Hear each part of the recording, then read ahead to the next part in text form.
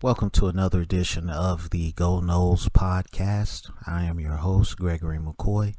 This podcast is by a fan for fans. I am not a journalist. I am not a reporter. I am not an insider. I do not work for a website. The majority of my content comes from me, in my opinion. Other information comes from the internet. Today is February 22nd, 2020. I got about 5 different segments here for this episode. I hope you enjoy it. First segment is entitled Fight Night, Wilder versus Fury. Who do you have?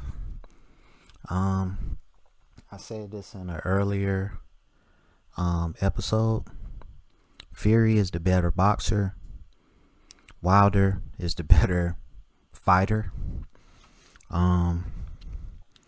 I really don't care who wins. I just want to see a big time heavyweight matchup. Anthony Joshua, and whomever. Preferably Wilder. But Joshua had to go and get knocked out by Ruiz. And that kind of took some luster off the Wilder Joshua matchup. But Fury, he presented some problems for Wilder. Now, when Wilder knocked him out, I think he got a stand-in 20 count, and that's how he was able to come back and make that fight a draw. But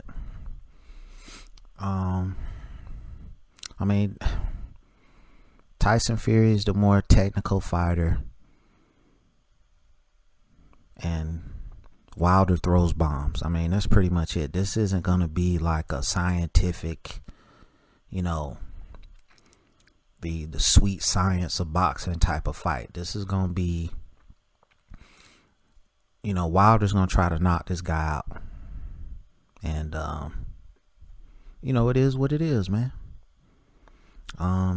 I'll be at work, so I won't get to watch it. So I'll just watch I'll record it and I'll watch over the highlights and just skim through it. And, that's pretty much it. So, let me know what you think about this fight. Let me know who you think is going to win. I really don't care who wins, but I'm picking Wilder. I think he's ready. He's ready for that big money matchup against Joshua. And I hope Joshua stops ducking him. So we'll see what happens. So let me know what you think about that segment. Next segment is entitled Travis Minor, overrated or underrated. Now, when Travis Minor came to Florida State, I think he went to the same high school as Warrick Dunn, and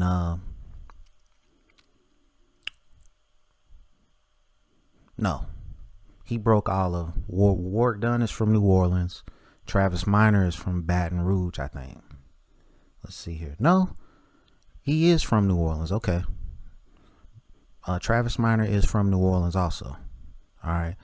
But it says he attended Catholic High in Baton Rouge, Louisiana, and won varsity letters in football and track. He finished his high school career with 4,706 rushing yards and 52 touchdowns, 62 receptions for 1,344 yards and 20 touchdowns. He was named USA Today Offensive Player of the Year and Gatorade National Player of the Year. So this guy was celebrated coming to Florida State. He was one of the top players in the country. And he started 33 of 43 games. He went for 3,218 yards and 28 touchdowns on 664 attempts, and also catching 106 passes for 831 yards. This guy, I'm trying to think when he got there.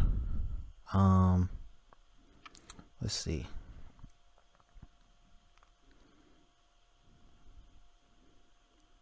I can't remember if Warrick Dunn was still there when he got there.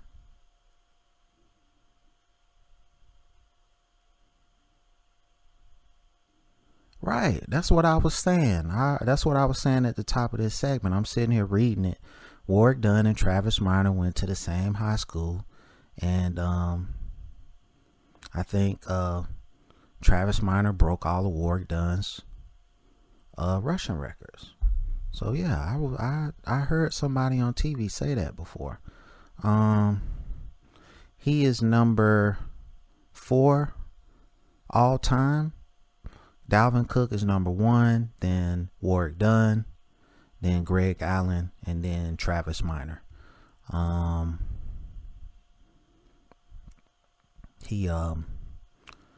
I thought when this dude, well, he was really fast. I don't remember what game, but I want to say he caught a screen pass and he just took off, man, and just left everybody in the dust. His pro career, he was drafted in the 3rd round, 85th overall, by the Miami Dolphins. He stayed with the Dolphins for 5 years. All right. And then in 07-08 he played for the Rams, and then he got cut by the Rams, and that was pretty much the end of his pro career. He didn't really do anything of significance in the NFL. I mean, career yardage is 1,230 for 8 touchdowns in 7 seasons. So, but as far as his Florida State stuff, man, he was ACC Rookie of the Year in 1997. He was first team All ACC in 1999. He was on the 99 National Championship team. And then he made second team All ACC in 2000. And, you look at the guys that's in front of him as far as all-time rushing. I mean, that's nothing to sneeze at, man.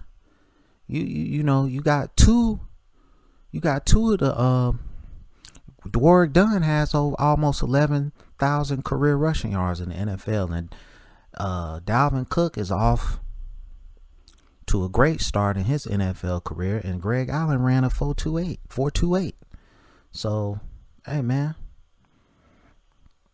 like I said, this guy isn't celebrated enough. He helped Florida State win a national championship. One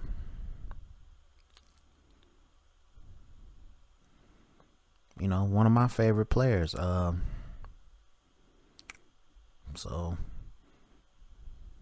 let me know what you think about that segment. I'm going to move on to the next segment, which is entitled, Why Do Athletes with Tons of Talent Love the Streets? And without saying any names, my senior year in high school, I played with a guy, and I'm just going to, and I don't know if anybody in my hometown listens to this podcast, but if you do, and you went to high school with me, you probably gonna know who I'm talking about. This guy that I'm talking about was one of the most talented football players that I've ever seen in my life. All right. And he played running back. All right. I mean, he was pretty fast, but I mean, he could cut on a crumb and just leave players gasping for air. I mean, I remember our 10th grade year. They had the JV team scrimmaging against the varsity team, and this guy was so good, the coach just threw him in there with the first team offense on varsity. And this dude, I mean, he was making everybody look stupid. We had a really prima donna receiver on our team that was like all world, and they got into it. And I was like, man, look at this kid. This kid is getting into it with a potential USA Today All-American. And I just love that. I told y'all before, I love bravado. I like people that just, what's up? Let's get it in. Let's fight. And that dude was this tight, man. I was just like, that was 10th grade year. Then we got our senior. He didn't play our junior year for whatever reason. Then our senior year, he came back. And he was just boom, boom, boom. He was killing. And then he got in trouble. Streets. Then he had to sit out. He couldn't play. And we made it all the way to the state championship. And we didn't know if this guy was going to play or not. And it was just hovering over the team. And they let him play. I believe they did let him play. I'm not sure. We talking 23, 25 years ago, man. And, it was another kid. And I don't know if I said this on another show, another episode, but it was a kid that was 6'5", 180. I mean, just the God blessed him with that size, man. And he could have been Moss before Moss. I think I did say something about this on another show, but 10th grade year again, man. Streets got him. God blesses certain people with certain talents, and they don't take advantage of those talents. And he never blessed me. I was fast a little bit. I ran a 4.47 in the 40, but I don't have the height. I'm convinced if I was 6 foot or higher, I would have made it to the league, because the speed was there. So I would at least got a look.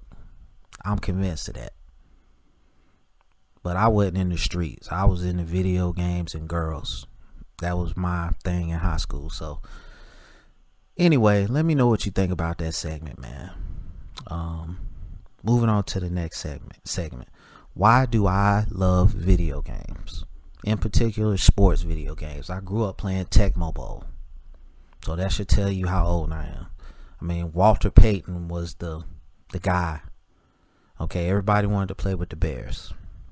Then Tecmo Super Bowl. Tecmo Bowl was the game before Madden. Madden to me really didn't become Madden until the late 90s.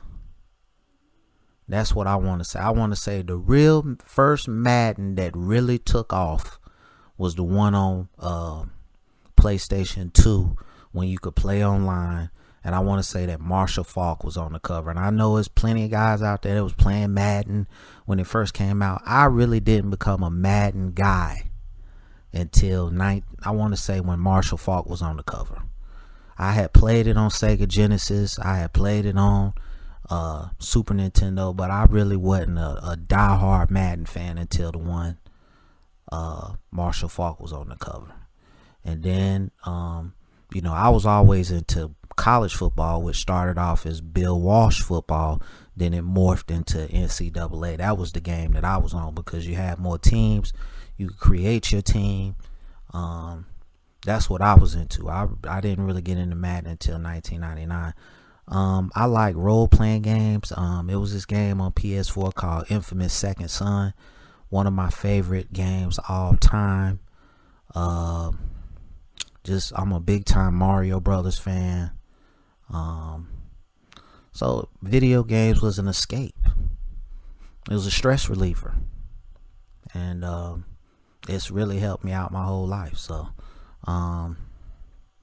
if you like video games, tell me what games you like. What do video games do for you? Is it therapy? Is it just something you do for fun? Is it an escape from reality for a couple hours? Let me know what you do as far as your experience with video games. All right. Last segment. Let's take another look at the defensive line. All right. We know who the starters are. Kando, Robinson, Wilson, Durden. I think everybody knows that if healthy, if they can stay healthy for 12, 13 games, we're going to be in good shape. Your backups. I think your backups the hybrids, those outside linebackers, they're going to have to step up big time, man. Chapman, Fuller, Ray, McClendon, Watson, all them guys going to have to step up and contribute this year. Defensive tackles, True Thompson, Jarrett Jackson, Robert Cooper. He's going to rotate. He's going to be first team. He's going to figure in heavily on the first team defensive line. But Cooper, Jackson, True Thompson, I can't really think of anybody else right now. Josh Griffiths, he's a defensive end. I think he's going to play a lot as a true freshman. And we'll just see what happens, man. I think I think you got a lot of depth everywhere on the defensive line. So, man, we'll just see what happens. I'm expecting this team to make a jump. I'm not saying undefeated, but at least 8 or 9 wins is not out of the question. So, and I think the defensive line is going to lead the way. But we need to get a second and third team rotation going. I don't want the first team to try to play the whole game, because it would be just like last season. Play great the first half and then they're dead the second half. So hopefully the defensive coordinator and the head coach can figure out, a second team and third team, and we'll be all right. That's going to conclude this episode. I hope you enjoyed it. It's available on YouTube, Apple Podcasts, Google Podcasts, and Spotify Podcasts. If you're listening to this on YouTube, please scroll down to the description, click on one of the links, rate, review, subscribe. I want to thank everyone who listens to this podcast on a daily basis. I really do appreciate it. I really love and appreciate your support. And as always, go Noles.